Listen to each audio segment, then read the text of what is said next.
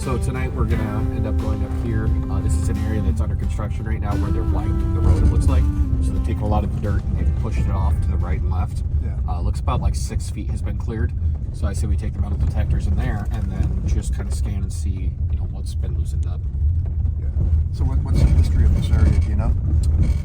I mean, of course, Native Americans lived all the way up here. This was originally their land. Right.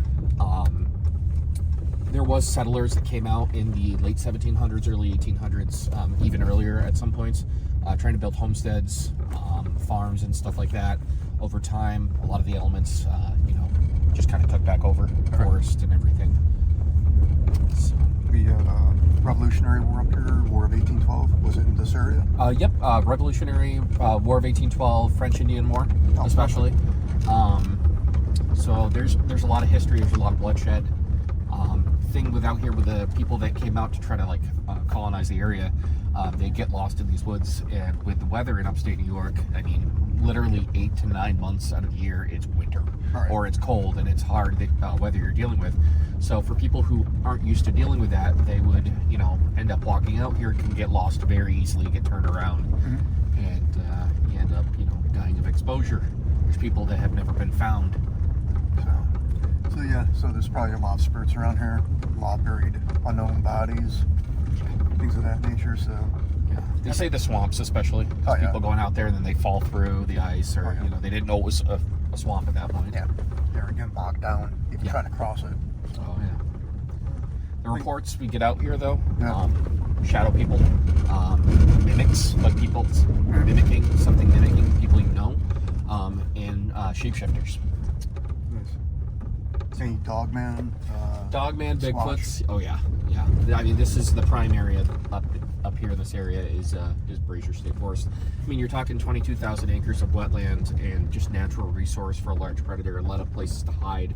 There's caves, there's sinkholes and stuff like that. Places to kind of bed down. And as you can see, it's thick forest. Right. So you can lose sight of anything after just about 10 to 20 feet. Yeah. Oh yeah, especially at night. Oh my God. Plus we have, spring, so bears are coming out of hibernation. Yeah, we have to be careful of that. A lot of coyotes, and we got wolves coming down. Yep. Yeah, a lot of the wolves are actually breeding with the coyotes. So you're getting these coyote-wolf hybrids, coy wolves, coyotes that are ended up growing to be like 80 to 90 pounds. But then you have the gray wolf, and there's actually been a couple stories out here of what people believe is a still existing dire wolf. Something that is abnormally large, like a wolf the size of a bear. Dire wolves are huge. Yeah. They're just huge. So there's a reason that they went extinct. Or did they? Well, yeah. I mean, well, they just basically reconstituted dire wolves. Yeah. They Cloned them actually. Yeah, they cloned them. So yeah, with the whole dire wolf cloning situation, there's been a lot of people that have seen large wolves still wandering out here. There's a lot of videos online. The most popular one is there is a guy that was walking his dog in the woods, and then his dog and him stumbled upon this wolf that was laying down, and at first he couldn't tell the size of it. Then it actually stood up, and this thing was like the size of a Clydesdale horse. Yep. And it started chasing his dog, and he freaked out, started yelling at it. So, I mean, when we talk about these animals being extinct, it's just us as humans saying we haven't seen one in this amount of time. Right. I think there are a lot of things that we can prove that they did go extinct, but I think there are some things that still do exist, and just because we don't see them doesn't mean they're not still around. Yeah. I think megalodons are still around. Yeah. Thunderbirds? The Thunderbird is actually interesting. I don't know if I believe... My belief is that they were California condors, that they actually ride on the winds of storms. So this is what I've talked to somebody out west about. They said that the Native Americans would see the California condor coming in. And I'm going to reword that. Hold on. Sorry. I'm going to say indigenous people because Native Americans is just... what do you think? Like the indigenous tribes from that region. Okay, perfect. I like that a lot. So, okay, I'll start back. So the thing with the Thunderbird, the indigenous tribes from that region, they would look up and they would see this giant bird, which I believe is the California condor. Right. They will actually use the front winds of a storm to travel long distances. So they see this large winged bird come in, and then following behind it is this amazing thunderstorm. But I have seen some of the stuff about the giant birds that did used to exist. So, you know, it's all perspective, I guess, with one of those. Yeah, sure. It's kind of like the whole Gigantopithecus, the large primate that they said roamed North America, and they found the skull and everything. Right. And they're like, oh yeah, it's extinct. And then we see these stories about these Bigfoots that people find, and then you're like, okay, hold on. Is it actually extinct, or have we just given it a different name at this point? Yeah. You know? Yeah. I mean, well, like you said, Bayshore Forest is, what, 22,000 acres? Yeah. So, I mean, if I was going to hide, this would be the place to do it. Yeah, and this is just one of the small state forests. You have to think that the Adirondack Mountains has over 7 million acres. Yeah. So this is just a speck in the large, vast area of different forests that they can go hide. I mean, 7 million acres is massive. If you want to put it in perspective, you could fit the Yellowstone National Park in the middle of the Adirondack Mountains and not touch any of the corners. Right. If that puts it in perspective of the size. The Grand Canyon, I think they said you could fit like, I think it was like almost 1,000 of them inside the Adirondack Park without filling it. I mean, that's massive land. Oh, yeah. There's a lot of area. And the natural resources, like I said, there's a lot of state parks where people haven't built, just like this, where it's just wilderness. And there are parts of the Adirondack Mountains that people haven't seen in over 50 to 100 years. So who says that there isn't something being able to live there without being spotted? Yeah. Well, I mean, the majority of humans kind to stick to the cities or towns or hamlets. It's not like how it was, 200, 300 years ago, to where humans were exploring this, continent. So, That's new. Oh shit. so not a lot of people are in the woods anymore. Huh. Well, That's interesting. that was just pushed over. Look at the branch. Yeah, look, it's not cut. It was pushed over. That's why we got this. Oh shit. I was just here the other day, and that was not broken. I will be right back. That was definitely. You want to stay in here with her, John? Sure. I'm just gonna check this out.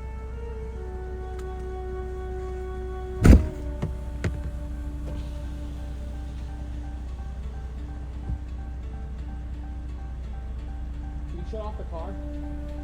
Push the button.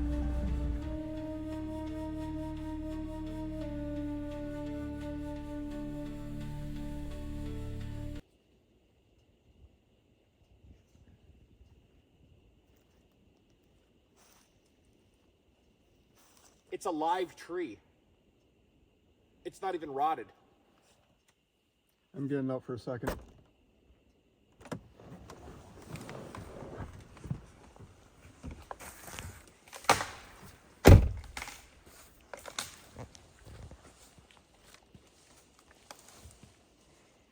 That's a live tree.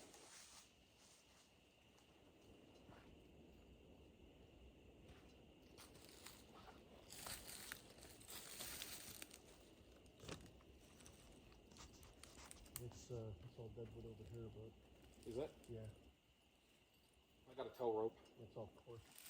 There's no way you're gonna lift this. I got a tow rope in the back.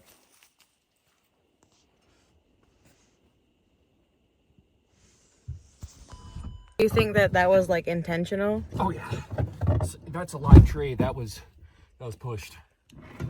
And I don't know how long ago that was pushed because it's cracked. So I grabbed my tow rope and we're gonna flip the Jeep around. We're gonna try to pull it out. It does look pretty fresh, Yeah. to be honest. And it does look like someone Spartan kicked it. I mean, yeah, it went fully perfectly across the road. It's a perfect blockade. Yeah.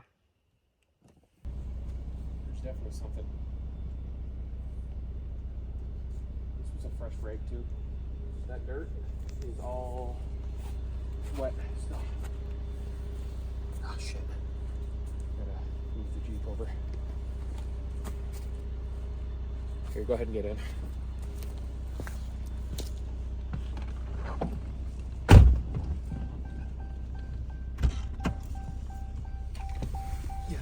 something out there walking.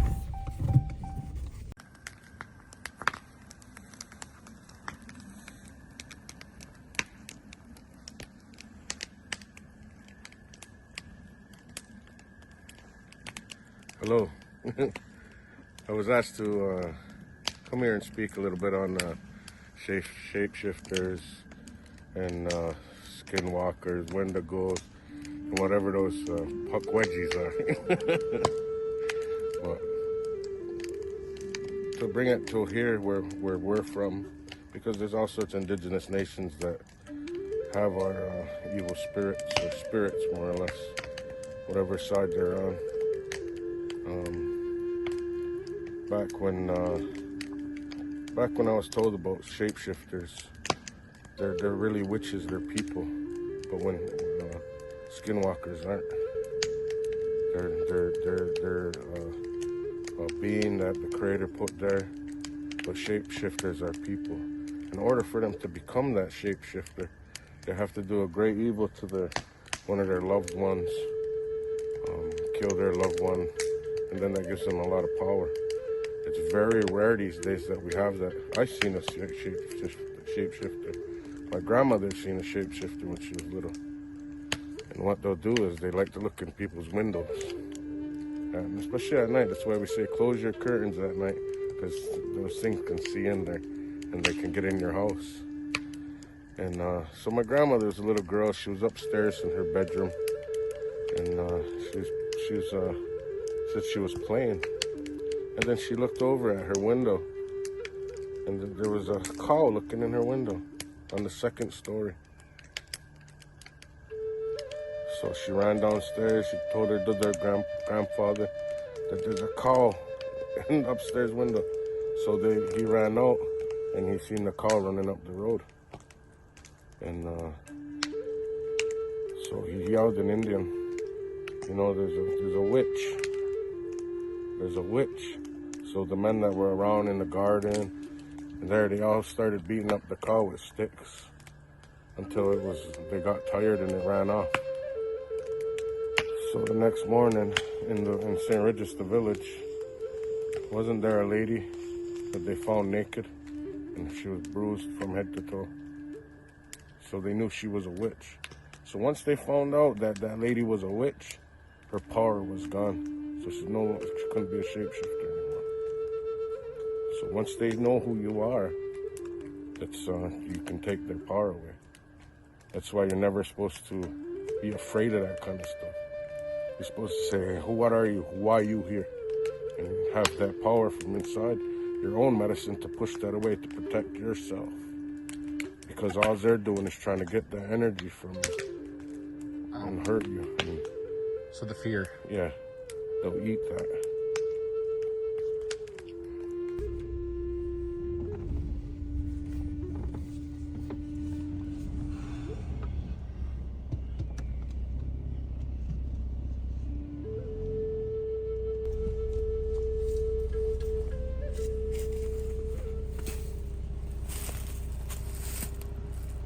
Spot is literally right there. What is it? You see the spot right there cleared out? Yeah. That's where we're going. That's how close it was. Okay. We're on our end of four-wheel. Here we go. Let's see if John was right.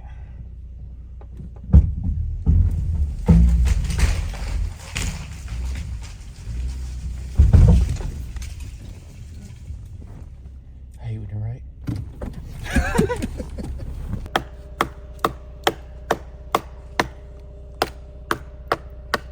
That is really alive still. It's definitely broader up there.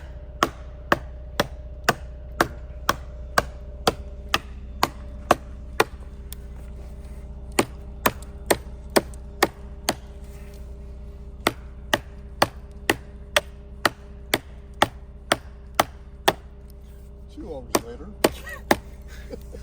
Why don't you take a whack at it, John?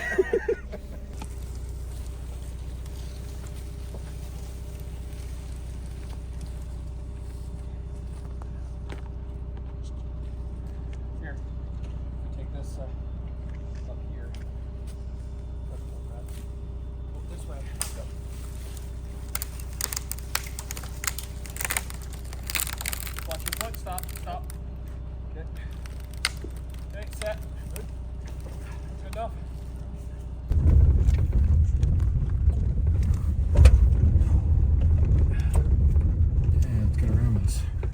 tree. That was a good little blockade, I'll tell you that. Not enough to stop us because we're explorers of the unknown. That's right. Anytime you say that, all I see is us dancing. Yeah, it's okay. This is the piles of sand that we're going to go through. That's how close we were. So this is where they skimmed everything. Yep. So I'm thinking in this area, even in these little mounds, we'll have a possibility for stuff that was buried. So we can metal detector it out here. Yeah. Let's do it. You know what the reason why they skimmed right here? Honestly, turnaround point in the forest. They could be widening the road. Oh, that's true. Yeah. But I'm not really sure why they left the mounds both on both sides. There also could be flooding problems that's going over the road, so they've created a barrier. True. So it all depends on what it is, but I don't think anything too crazy. Just to keep the Bigfoot at bay. Now you know. Now you know. Let's do this. Look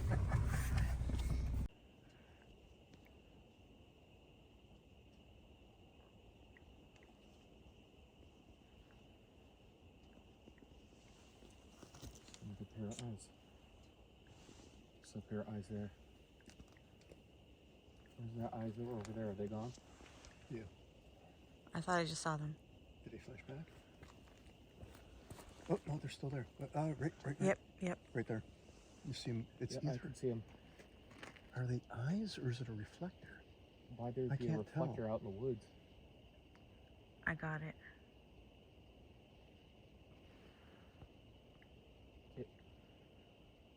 Those are geese.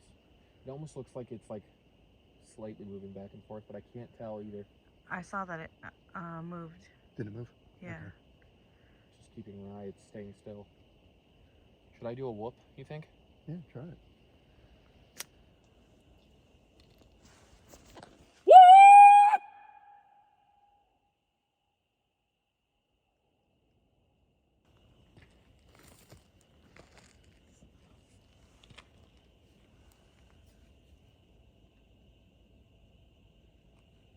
It's still going.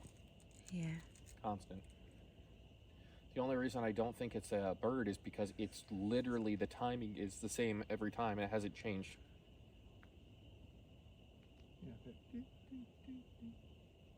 It sounds like it's getting closer, to be honest. I think we should get in the car. It does sound like it's getting closer. It's definitely getting louder. I think we're switching this from Paranormal to X-Files. Metal detector though. X-Files. It sounds like it's definitely getting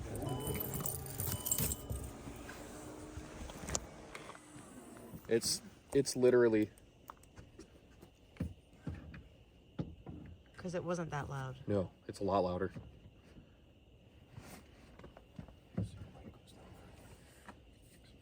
Here. Right here.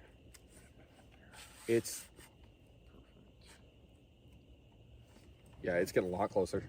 Yeah, and it sounds like it's kind of like going this way now, like in a circle. Yeah. Hey, who put that tree there?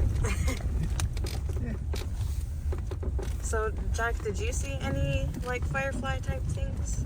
The only thing I saw reflecting in the woods was that Those eyes? eyes. But fireflies right now, did you catch any of them on camera or anything? No, just my human eyes. Just your human That's eyes. what I saw too. So that's weird because yeah, it's definitely too cold. They come around right now. It is 44 with the wind chill. It's probably like, I'd say 38, 39 with a slight wind chill. And that's way too cold. They usually come out when it's like 50, 60 degrees. They're definitely a summer bug. And if you had them out right now, you would see a lot bunch of them. right? Yeah, it wouldn't just be a couple. Yeah. There are stories of people seeing lights out in these woods, though. I've had a lot of reports come in of that. And they said it looks usually like a little like LED light, not even just a firefly, but just like a little LED light. It's very bright, and then it's there, and then it's gone, and then there's another one somewhere else. Right. So it could be sprites, it could be elementals. It could be spirit lights. There's a lot of different things that can happen out here. Yeah. So, but Condo Walk saw it, I saw it, and the first thing I said... That's awesome that you both saw it. As soon as I saw it, was like, that's kind of strange. It's kind of cold for I know, fireflies. that's what I was thinking. Yeah. It's just way too cold for fireflies. And I had to say something because, like, I thought I saw it multiple times and I didn't want to feel like I was going crazy. I'm like, are there freaking fireflies? So, where you saw it, now when I saw it, it was high up in the tree line. Yeah, I saw a high one too, and then I saw one closer to the ground. Yep. I mean, it was there and then it was gone. Yep. And then I saw like a quick second. flash, right? Yeah. Like a lightning bug. Yeah. Yeah. Yep. What color did you guys see? It was almost like a, kind of like just a white light almost. Yeah, it was just like a flash, like a little light. Yeah. So like a white LED with a bluish tint kind of thing? No. It was so far away. Just so, okay. Yeah. And too small to be LED. Yeah. Yeah, no, I was just saying the color of it. Yeah. Yeah, it was definitely A white, just a white. white light. Yeah. Okay, so thing. fireflies are like a green, neon green. Yeah. So that doesn't make any sense. Yeah. Because I know we did have a good heat yesterday, but the problem is with how cold it got last night, it was in the 30s, like low 30s last night. They would have died. They wouldn't have made it through that. Aww. So, well, when I say die, some of them will actually kind of like, I don't know if it's they die or if they just kind of fall asleep. Kind of thing. Hibernate again. Go back, hibernate. Yeah. Basically go out, but They just thaw out like those frogs. no, I think they would, no, to be honest, I think they actually die because I think they can't stand the cold. No! Yeah, they're dead. But so are the mosquitoes. Think on the good point. We gotta pour one out for the homies. Yeah. But yeah, those lights could have been anything. Yeah. I mean, I don't know what the history of this area is as far as like Scots. I mean, it's definitely. I mean, I feel like y'all definitely brought the fairies and elementals like with you. You know, like you brought your own. Oh, definitely. Yeah. You brought your own spiritual entities. And what did that protection on cause in them. the woods? What kind of conflict did they have? Yeah, with the native stuff and then the imported stuff. Yeah. Well, I mean, it all falls underneath the same spiritual type realm. Yeah. But still. Same spirit, different name kind of thing. Pretty much. Well, and the other thing is too, I have heard about like in Scottish lore, a lot of families had the sprites and the elementals that guarded the families themselves, not just the wooded area. So what you're about to see, I at first thought was a flying squirrel. But then when I went and slowed down the video and re-inspected it, flying squirrels usually come from a higher altitude and use their skin that's underneath their arms to capture the wind. That's why they call them squirrel suits. And they fly. They glide. This thing had 4 wings and came straight out of the woods like this and up. The other weird part is it looks elongated. It's not a dragonfly because dragonflies aren't out yet. It honestly looks like the description of sprites and fairies. Not saying that's what it is, but definitely has me scratching my head because I've never seen anything like this. Take a look.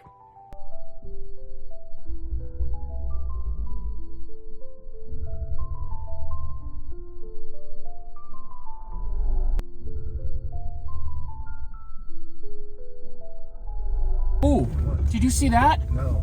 Oh my god, that was so cool. It was a flying squirrel. Oh. It just came over the windshield. There's a lot of wildlife out here. But yeah, like what you guys just described are things that I've had reported to me for at least the past 15 years. Because like I started getting more reports once I got my name out there in the paranormal. And things out here are seeing lights, hearing voices of people you know trying to call you into the woods. We just had that report done today, actually. Right. Shadow people. But one of the reports I had out in this area that really creeped me out was back, it would have been 13 years ago. And it was of a large black cat that people were seeing. And they're saying it was like bigger than a panther. But it was, this gets weird. The report, and I've had like 66 different people report it. One of them being a retired police officer.